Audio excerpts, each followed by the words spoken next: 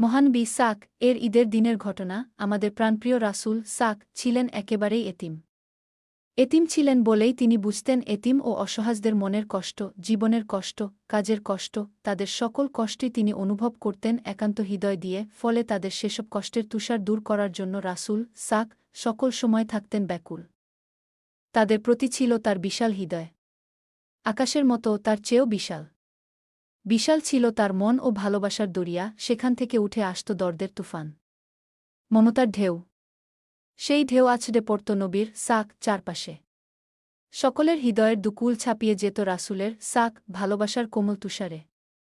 মানুষের প্রতি মানুষের ভালোবাসা সে তো এক মহৎ গুণ। মানুষকে ভালোবাসতেন রাসূল সাক মন দিয়ে, প্রাণ দিয়ে, জীবন দিয়ে, কিন্তু এতিম, গরিব, দুস্থ এবং অসহায়দের প্রতি রাসূলের সাক ভালোবাসার মাত্রাটা ছিল অনেক অনেক গুণে বেশি, যার কোনো তুলনাই হয় না। সেই ভালোবাসার নজির তো রয়ে গেছে রাসূলের সাক জীবনেই। তার জীবনীতিহাস যেমন শিক্ষণীয় তেমনি পালনীয়। ঈদ মানেই তো খুশি আর খুশি, আনন্দের ঢল। সবার জন্যই চাই ঈদের আনন্দ, সমান খুশি। কিন্তু চাইলেই কি সব হয়? কিছু ব্যতিক্রম তো থেকেই যায়। যেমন রাসূলের সাক সময় এক ঈদে নামাজ শেষে ঘরে ফিরছেন দয়ার নবীজি সাক। তিনি দেখলেন মাঠের এক কোণে বসে কাঁদছে একটি তুলতুলে কোমল শিশু। এই খুশির দিনেও কান্না। অবাক হলেন রাসূল সাক। তার হৃদয়ের বেদনার ঢেউ আছড়ে পড়ল। রাসূল সাক ছেলেটির কাছে গিয়ে কান্নার কারণ জিজ্ঞেস করলেন। শিশুটি বলল, আমার আব্বাম্মা নেই। কেউ আমাকে আদর করে না। কেউ আমাকে ভালোবাসে না। আমি কোথায় যাব? এতিম নবী রাহমাতুল্লিল আলামিন।